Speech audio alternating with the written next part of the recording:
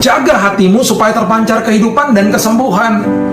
Jaga hati dengan ucapan syukur. Dari doa sampai terjadi atau kita melihat jawaban doa, itu masa yang sangat sulit, di mana banyak orang yang menyerah, banyak orang yang imannya gugur di saat-saat itu.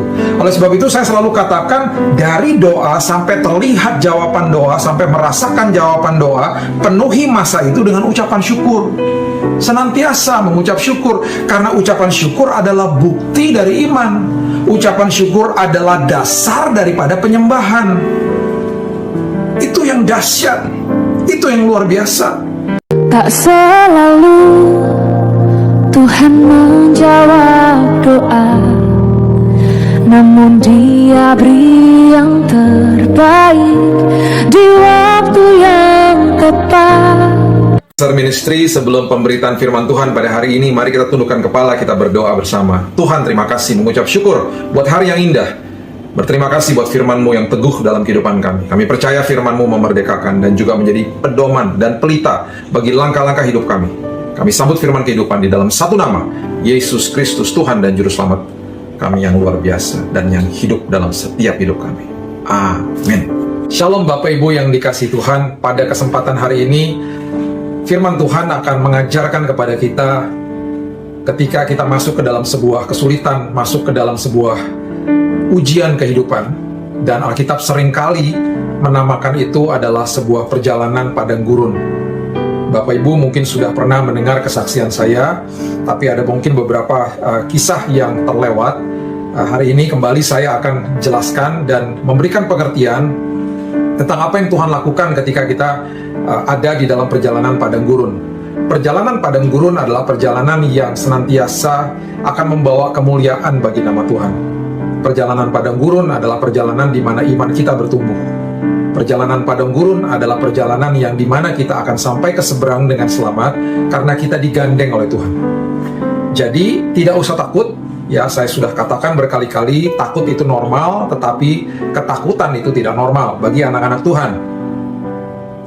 Kita sudah diberikan 7.000 lebih janji firman Tuhan.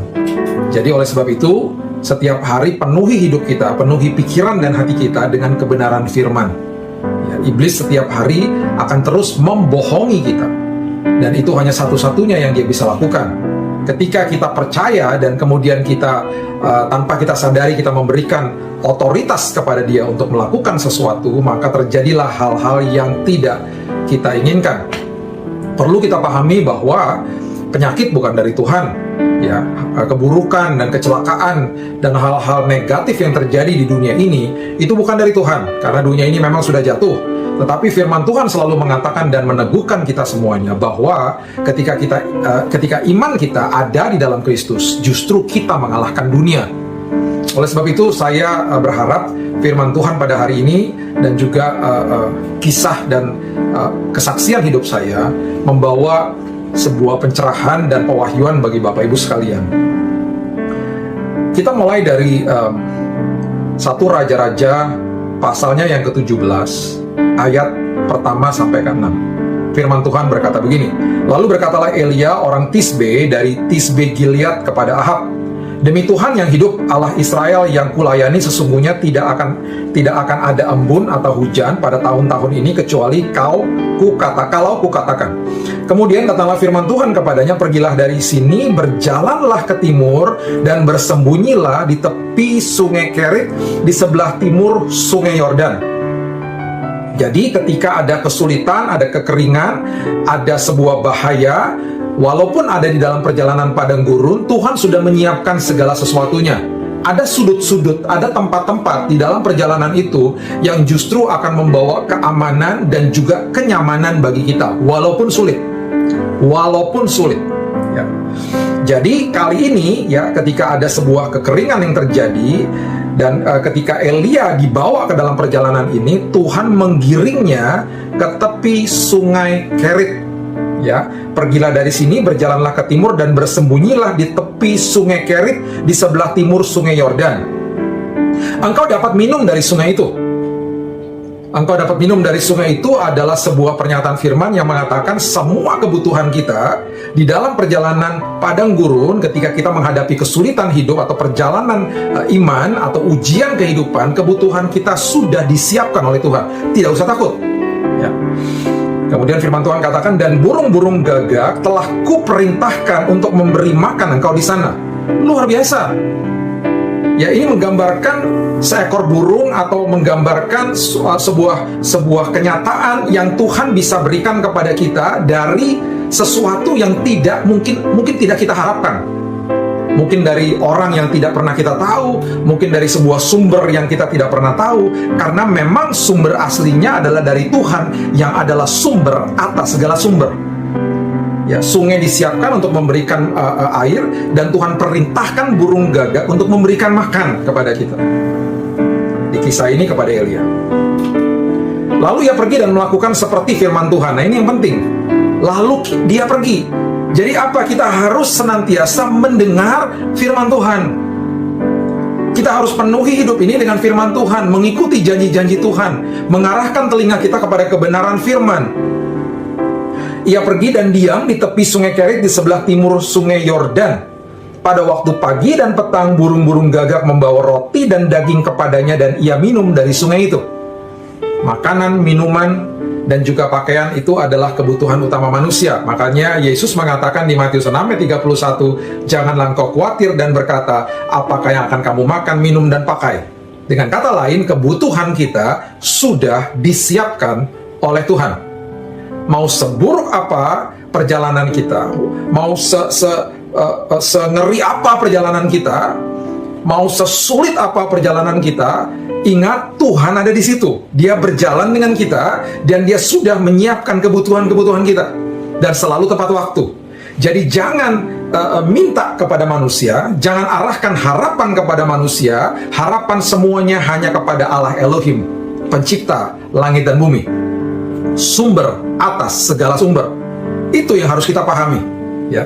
Itu yang harus kita pahami. Saya teringat di bulan Januari 2019, ketika di awal saya mulai jatuh di kamar mandi saya. Di bulan sebelumnya, bulan Desember 2018. Dan saya mengalami sebuah penyakit yang mengejutkan bagi saya. Saya adalah praktisi hidup sehat, Bapak Ibu, dan saya tidak pernah dirawat di rumah sakit. Tidak pernah. Selama mungkin 10 tahun, ya, sebelum saya sakit di tahun 2018 akhir itu, flu yang saya alami saja itu bisa dihitung jari. Saya jarang sekali sakit. Saya tidak pernah demam. Kalaupun mau demam itu hanya meriang sedikit. Tetapi pada hari itu, tanggal 10 Desember 2018, saya merasa badan saya meriang, saya lemas, dan ketika istri saya mau memasang pohon Natal, saya sudah tidak kuat. Saya akhirnya tertidur, dan kira-kira jam 11 malam saya dibangunkan Roh Kudus. Saya percaya Tuhan membangunkan saya. Kalau tidak, mungkin saya sudah bablas di tempat tidur. Maksudnya kata bablas adalah saya sudah lewat, sudah meninggal. Karena ternyata darah saya sudah makin habis, saya sudah ada pendarahan di dalam. Saya terbangun jam 11 malam, dan itu di jam itu saya teringat bahwa saya belum gosok gigi. Karena saya terbiasa harus gosok gigi sebelum tidur. Saya berjalan perlahan ke kamar mandi saya, dan baru beberapa detik saya menggosok gigi, saya merasa begitu keliengan dan pusing kepala saya, dan tiba-tiba tanpa saya sadari saya pingsan. Kepala saya sempat berdarah karena saya tertatap dengan tembok di kamar mandi saya. Saya sadar sebentar, kemudian saya sempat buang air, dan ternyata yang keluar pendarahan semua. Saya dilarikan ke UGD jam 11 malam. Puji Tuhan, adik saya tinggal di sebelah rumah, jadi dia dan istri saya menggotong saya masuk ke dalam mobil dan membawa saya ke rumah sakit dalam kondisi yang sudah sangat lemas. Saya nggak pernah lupa di ruang UGD, kaos saya digunting, ya, karena sudah penuh dengan darah. Dan akhirnya saya dicek darah pada malam hari itu, dan ternyata semua komponen darah di dalam tubuh saya semuanya jeblok, alias semua level darah daripada trombosit, leukosit darah putih dan juga hemoglobin darah merah, semuanya dalam posisi yang sangat rendah. Dan itu membingungkan dokter pada saat itu. Dia katakan kalau sampai ada virus, kalau sampai ada bakteri, harusnya tidak seperti ini. Jadi kemudian dokter katakan ini harus dicek lebih dalam lagi. Saya sempat dirawat beberapa hari di Indonesia. Kemudian di akhir tahun saya dibawa istri saya pergi ke Singapura. Di sana saya didiagnosa, yang dilakukan adalah saya dicek sumsum tulang belakang. Karena sumsum tulang belakang adalah pabriknya darah. Hasil keluar dan kemudian saya duduk di depan dokter tanggal 2 Januari 2019 dan dokter mengatakan bahwa saya terdiagnosa terkena acute myeloid leukemia. Itu adalah kanker darah yang paling mematikan. Saya sempat bertanya itu stadium berapa, dokternya katakan tidak ada stadium. Di dalam kanker darah yang ada jenis saya adalah jenis yang paling mematikan. Sudah sangat progresif. Nah, ketika saya kemudian konsultasi dengan dokter, dia katakan terserah Bapak mau dirawat di sini atau dirawat di Indonesia, terserah Bapak. Saya sempat tanya, kalau biaya awal di sana itu kira-kira berapa? Dia sebut angkanya. Angka itu sekitar 300 juta. Itu hanya angka di awal. Karena perawatan di Singapura sangat mahal. Nah, di dalam kondisi saya punya asuransi Bapak Ibu, tetapi asuransi saya itu tidak berlaku karena masih di dalam masa tunggu. Ya, biasanya kalau Bapak Ibu ada yang bergerak di dalam bidang asuransi tahu ada masa tunggu 90 hari. Jadi di dalam waktu 90 hari kalau saya sampai memiliki penyakit kritis, itu tidak di-cover. Saya sakit di hari ke-76.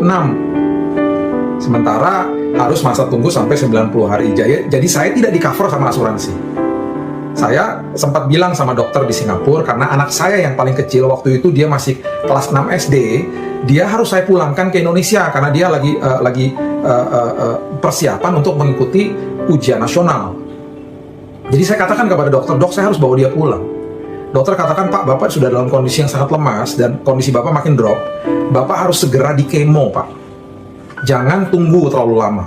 Ya, dalam hitungan 5 hari, kalau bisa sudah mulai di kemo. Nah, dalam perjalanan saya pulang ke Jakarta, saya bertanya kepada Tuhan. Dan saya memiliki prinsip bahwa semua kekhawatiran saya hanya serahkan kepada Tuhan. Karena prinsip firman Tuhan adalah mengatakan, janganlah khawatir dan berkata. Berkata itu berarti, ya seringkali itu tidak dibahas, kata berkata itu. Berkata itu berarti mengeluh, atau juga secara ekstrim, minta bantuan orang. Dengan kata lain, pinjam uang dan lain sebagainya. Itu yang saya paling tidak suka, dan saya paling anti sama hal seperti itu. Ingat Bapak Ibu, kita anak raja. Kita adalah anak raja atas segala raja.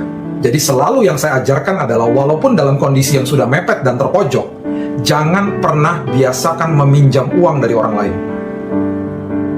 Malu-maluin, kita anak raja, minta sama Tuhan, tapi Pak sudah terpojok Pak, tapi Pak sudah mepet Pak. Nggak apa-apa, Tuhan suka kita dalam kondisi seperti itu. Karena kita sudah nggak bisa ngapa-ngapain, kita berserah akhirnya. Dan ketika Tuhan tolong, semua kemuliaan untuk Tuhan. Itu maksudnya. Ya, jadi perhatikan kalau sampai kita di dalam kondisi seperti itu berserah kepada Tuhan, walaupun deg-degan nggak apa-apa Bapak Ibu. Itulah perjalanan iman. Ya, karena kita harus selalu makin kita patuh sama firman Tuhan, Tuhan bergeraknya lebih mudah, lebih gampang kepada kita, terus mengajarkan kita. Ya, karena kita ini kan steward, kita ini kan pengelola. Makin kita naik kelas, Tuhan akan percayakan perkara-perkara besar. Itu maksudnya. Jadi Tuhan akan terus membiarkan kita mengikuti ujian-ujian kehidupan. Dari hal-hal kecil, perhatikan firman-firman ini dan kebenaran-kebenaran ini. Jadi yang saya lakukan adalah saya nggak pernah posting apa-apa, saya tidak pernah kasih kode bahwa saya sakit, apalagi minta-minta. Jadi saya hanya bilang, Tuhan, saya butuh 300 juta. Kalau itu tidak ada dalam beberapa hari ini, karena 5 hari lagi saya sudah harus dirawat, saya akan perawatan di Indonesia saja. Karena pastinya lebih murah. Bapak Ibu, dalam perjalanan pulang, singkat cerita, 300 juta itu ada yang transfer ke rekening saya, beberapa orang. Sekali lagi, saya tidak pernah minta, saya tidak pernah kasih tahu siapa-siapa, ya ada yang transfer. Jadi itu adalah sebuah tanda bahwa kita berangkat. Nah, yang Tuhan selalu berikan adalah seperti itu, pas-pasan. cukup dan nikmat. Jadi saya berangkat, Tuhan nggak kasih seluruh biayanya, saya juga nggak tahu biayanya berapa. Tapi yang dokter katakan, di awal cuma perlu segitu. Jadi waktu saya dapatnya persis seperti itu, tidak lebih tidak kurang, kita berangkat. Saya bilang sama istri saya, ini perjalanan iman. Ngeri-ngeri sedap gitu loh. Sesampainya saya di sana, saya ketika kembali lagi ke Singapura, posisi kondisi tubuh saya ini sudah sangat lemah. Saya akhirnya pakai kursi roda, udah nggak kuat jalan. Karena darah saya udah makin habis. Darah merah itu adalah penghantar oksigen. Karena darah merah saya sudah makin habis juga, oksigen makin berkurang, saya megap-megap Bapak Ibu, udah nggak bisa napas. Langsung dikasih oksigen sampai di rumah sakit. Ketika dimasukin kamar, ya dengan kursi roda, dan kami memilih kamar yang paling murah, yang 4 tempat tidur. Ada saya dan 3 pasien lain. Dengan berjalannya waktu, ketika beberapa jam saya mulai tiduran di situ, saya mulai enak, tubuh saya makin lemas, dan saya mulai bau makanan. Karena pasien-pasien itu kan ada yang punya beli makanan sendiri dan lain sebagainya, plus sama makanan rumah sakit. Saya makin enak, makin pengen muntah mencium makanan-makanan itu. Dan akhirnya istri saya menemukan bahwa di rumah sakit itu, di Singapore General Hospital di Singapura itu, ada kamar yang bisa untuk 1 orang, tidak ada jendelanya, dan bukan kamar VIP. Harganya sedikit lebih mahal dari kamar yang berempat itu. Jadi akhirnya kita request, minta kamar itu. Bapak Ibu, kamar itu pastinya habis karena populer, harganya tidak terlalu mahal dan bisa sendiri. Bukan VIP, tapi kamarnya memang sendiri, gitu ya, nggak ada jendelanya. Akhirnya apa yang terjadi? Kita berserah kembali kepada Tuhan. Saya selalu katakan dan kita saling mengingatkan, kita ngucap syukur aja.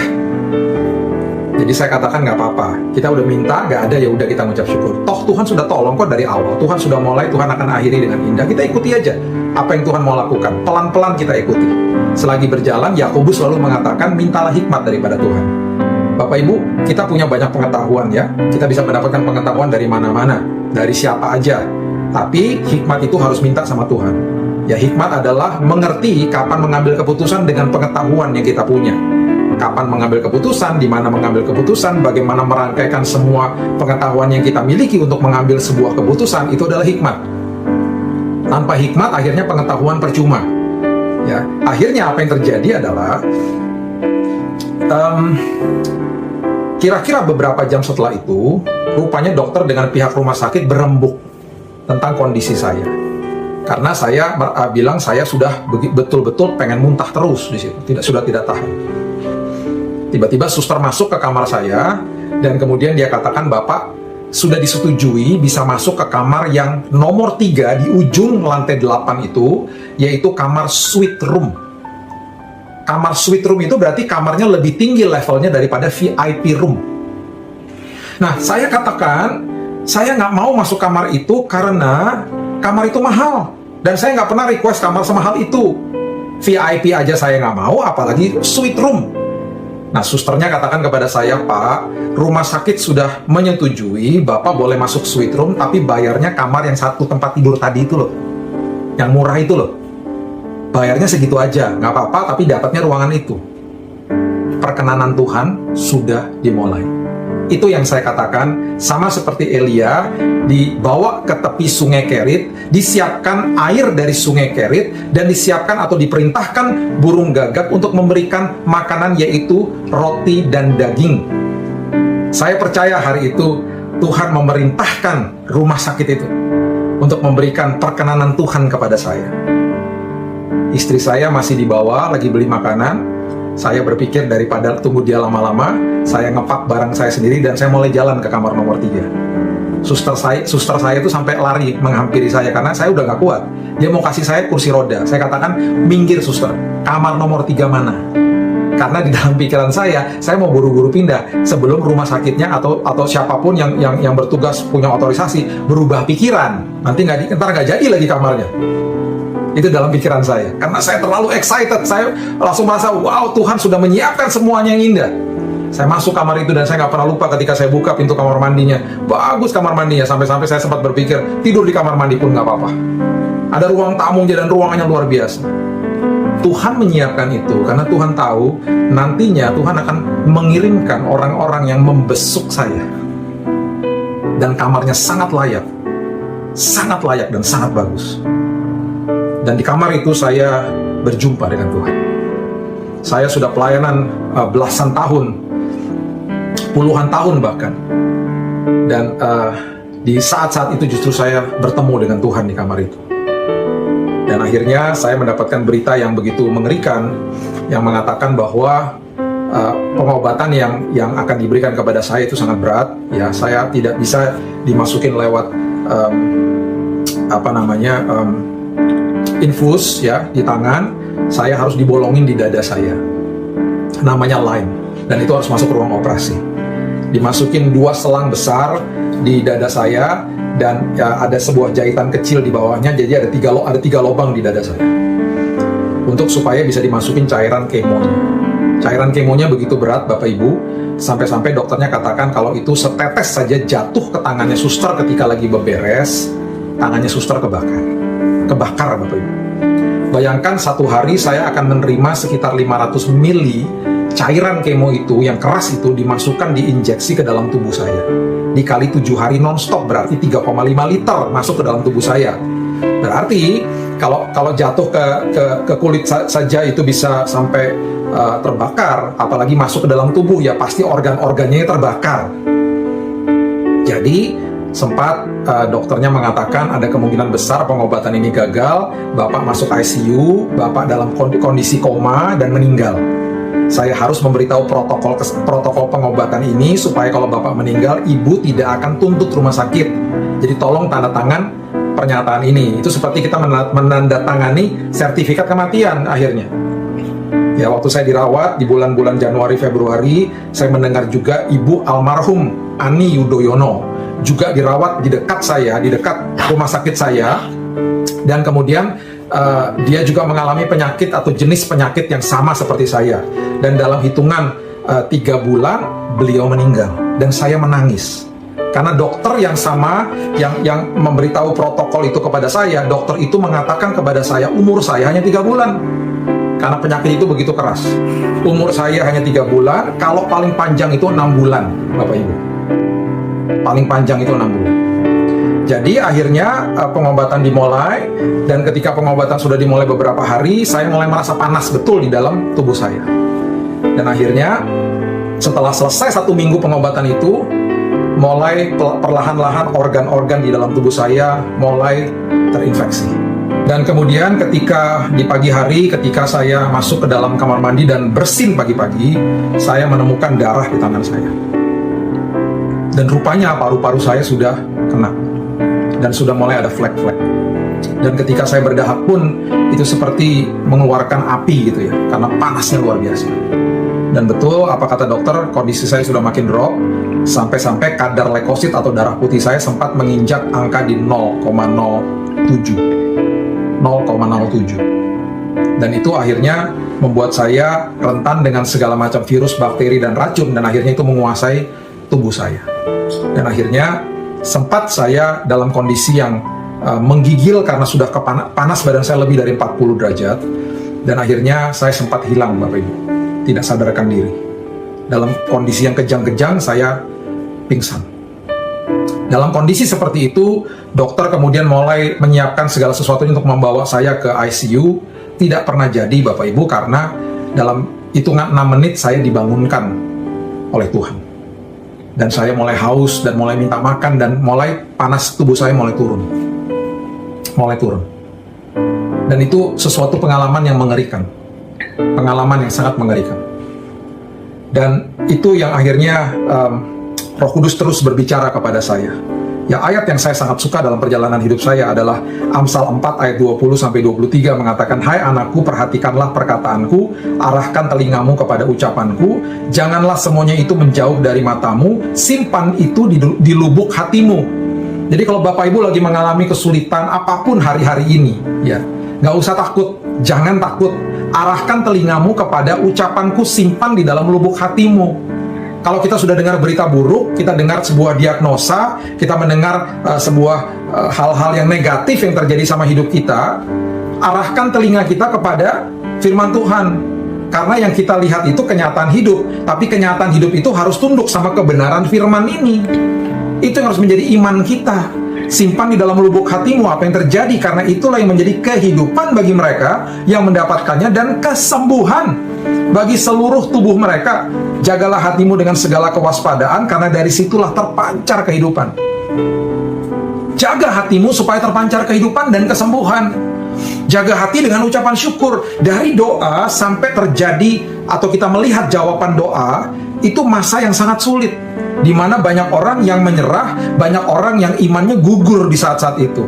Oleh sebab itu saya selalu katakan, dari doa sampai terlihat jawaban doa, sampai merasakan jawaban doa, penuhi masa itu dengan ucapan syukur. Senantiasa mengucap syukur, karena ucapan syukur adalah bukti dari iman. Ucapan syukur adalah dasar daripada penyembahan. Itu yang dahsyat, itu yang luar biasa. Saya sempat di hari-hari yang berikutnya saya sempat mengalami terulang kembali kejang-kejang itu, karena saya kembali panas badannya.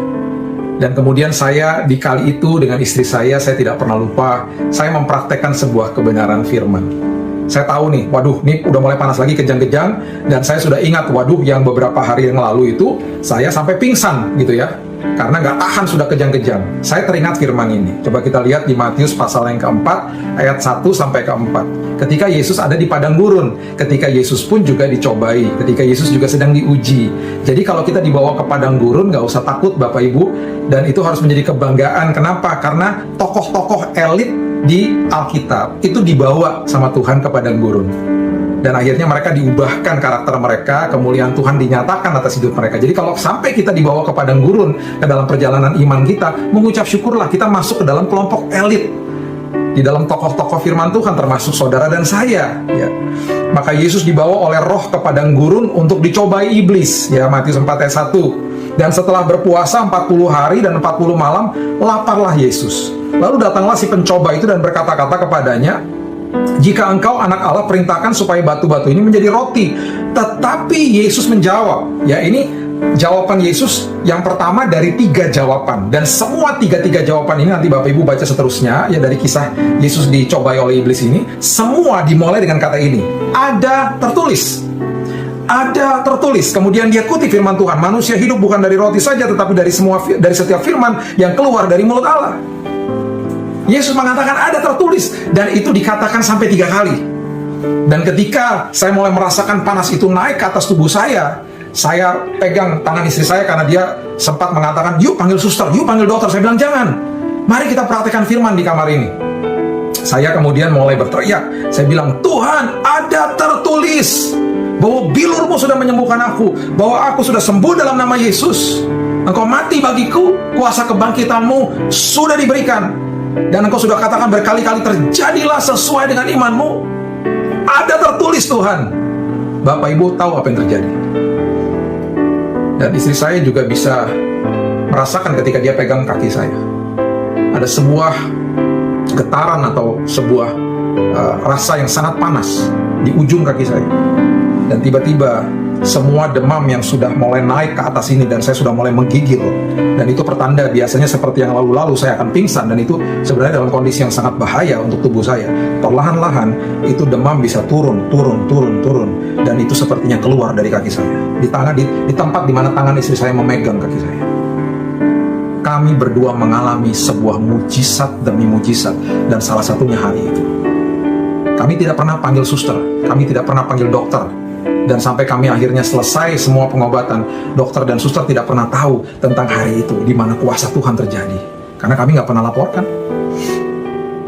Dan kondisi saya baik-baik saja. Dan setelah hari itu saya tidak pernah mengalami menggigil panas tinggi, tidak pernah lagi. Walaupun kondisi leukosit atau darah putih saya sudah 0, tapi Tuhan jaga. Leukosit itu pertahanan tubuh Bapak Ibu. Kalau sampai sudah 0 itu sangat bahaya. Singkat cerita, akhirnya di bulan Februari ketika kami dicek oleh dokter, ada 10 tim dokter yang saya hitung yang terus-menerus memonitor saya. Hari itu dokter mengatakan kami tidak bisa menemukan sel kankernya hilang, bersih. Di sumsum tulang belakangnya itu bersih. Saya sempat bertanya apakah ada sisa 5% atau 4% atau 10%. Saya nggak pernah lupa kata-kata dia, you are clean, kamu bersih. Bapak Ibu, saya sempat keluar dari rumah sakit. Dan dokter katakan ada perawatan lanjutan yang jauh lebih ringan daripada yang pertama. Untuk memastikan saja. Ketika saya keluar 2 minggu dari rumah sakit di Singapura dan saya harus kembali lagi. Saya waktu keluar itu saya melihat kamar nomor 3 yang tadi saya katakan, kamar suite room itu yang begitu indah. Saya katakan dalam hati, wah nanti kalau balik lagi bisa nggak ya Tuhan dapat kamar ini lagi. Bapak Ibu, setelah 2 minggu kami kembali dan saya cuma bilang, Tuhan kalau bisa dapat kamar nomor 3 lagi, aduh itu sepertinya bisa nggak ya atau mungkin nggak ya Tuhan gitu loh. Kesempatan bisa dapat lagi tuh mungkin nggak ya gitu. Ketika kami mau masuk, rupanya kamarnya penuh. Dan apa yang terjadi, kami diarahkan kembali ke kamar nomor 3 dengan tetap membayar yang lebih murah. Itulah perkenanan Tuhan. Bayangkan, dari sekian banyak kamar, saya kembali diarahkan ke kamar yang sama, dapat kamar yang sama, kembali membayar yang lebih murah. Itulah Tuhan. Itulah Tuhan. Makanya di Yesaya 43 ayat 19-21 mengatakan, lihat aku hendak membuat sesuatu yang baru, yang sekarang sudah tumbuh. Belumkah kamu mengetahuinya? Ya, aku hendak membuat jalan di padang gurun, sungai-sungai di padang belantara. Binatang hutan akan memuliakan aku, serigala dan burung unta, sebab aku telah membuat air memancar di padang gurun dan sungai-sungai di padang belantara untuk memberi minum umat pilihanku, umat yang telah kubentuk bagiku akan memberitakan kemasyuranku. Tuhan membawa sungai, memberikan air kehidupan, memberikan kelegaan di dalam perjalanan padang gurun. Untuk ujungnya adalah memberitakan kemasyuranku. Karena apa? Tuhan mau kita dihinggapi kemuliaannya dan supaya orang bisa melihat, wow, aku melihat Yesus di dalam hidupmu. Saya diubahkan Tuhan. Istri saya diubahkan Tuhan. Kedua anak saya diubahkan Tuhan. Banyak orang setelah peristiwa itu datang kepada saya mengatakan, Pak Billy dapat mujizat Tuhan. Mujizatnya kesembuhan. Saya bilang begini, bukan. Mujizat yang saya terima adalah saya diubahkan Tuhan karena saya mengalami Tuhan selama perjalanan padang gurun. Kesembuhannya itu bonus. Kesembuhan itu bisa dilakukan sama Tuhan dengan waktu 1 detik. Tapi perubahan karakter itu kembali kepada Bapak, Ibu, dan saya. Jadi ketika kita masuk ke dalam perjalanan padang gurun, ketika kita masuk ke dalam perjalanan iman, pastikan hidupmu yang berubah. Karena kesembuhan itu sudah disediakan. Kelepasan sudah disediakan. Semua kemerdekaan sudah disediakan. Dan itu akan termanifestasi sesuai dengan iman kita dan bisa terjadi dalam hitungan 1 detik. Tapi perubahan karakter kembali kepada saudara dan saya. Pastikan Anda yang berubah. Makanya kenapa Yakobus mengatakan, anggaplah sebagai suatu kebahagiaan, count it all joy, ketika engkau jatuh ke dalam berbagai pencobaan. Dengan kata lain, ketika engkau menghadapi ujian, itu maksudnya. Karena itu adalah kesempatan di mana kita bisa belajar tekun dan mempunyai pengharapan. Paulus katakan, pengharapan yang tidak akan pernah mengecewakan. Saya percaya apapun yang Bapak Ibu sedang lewati pada hari ini, saya percaya kesaksian saya menjadi kekuatan. Ingat, di dalam semua perjalanan padang gurun, Tuhan selalu menyiapkan kebutuhan kita. Ya, ketika saya keluar dari rumah sakit dari Singapura, billing tagihan saya di atas 1M, lebih lah. Sangat luar biasa mahalnya. Yang seperti saya katakan tadi, Tuhan memberikan saya kamar yang begitu baik karena Tuhan mengirimkan 80 orang yang tidak pernah saya undang. Mereka datang sendiri. Sepertiganya saya nggak kenal. Ketika kami keluar dari rumah sakit, bil rumah sakit, tagihan rumah sakit terbayar lunas, Bapak Ibu. Karena banyak yang menabur tanpa kami minta apa-apa, tanpa kami mengatakan apa-apa, tanpa kami pernah mengatakan, oh tagihannya sekian, nggak pernah, tidak pernah sekalipun. Tuhan yang membayarkan lunas. Bahkan kami pulang membawa uang kelebihan. Sampai-sampai kami mempunyai kesempatan untuk bisa menabur kepada teman-teman kami yang sedang sakit, karena itu pemberian daripada Tuhan. Supply-nya Tuhan selalu melebihi kapasitas. Kapasitas Bapak Ibu segini, ya dikasihnya segitu. Oleh sebab itu perbesar kapasitasnya, perbesar bejana-bejanamu, supaya supply-nya itu datang terus, terjadi sesuai dengan imanmu.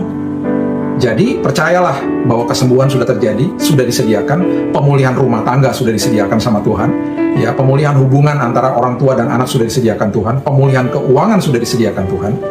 Dan di dalam perjalanan itu, ketika kita sedang menunggu jawaban, penuhi dengan ucapan syukur. saya mengalami hal-hal yang luar biasa. Masih banyak lagi cerita-cerita yang detail-detail gitu ya, banyak sekali. Mungkin nanti satu waktu saya bisa ungkapkan satu-satu. Tapi pada intinya pada hari ini adalah terimalah kebenaran firman Tuhan ini, anggaplah sebagai suatu kebahagiaan ketika engkau dibawa ke dalam padang gurun, karena itu adalah kesempatan bagi kita untuk menjadi tekun, untuk berubah karakter kita, makin dewasa, dan pada akhirnya kemuliaan Tuhan dinyatakan lewat kehidupan saudara dan saya, dan terjadilah sesuai dengan iman kita. Mari kita berdoa. Tak selalu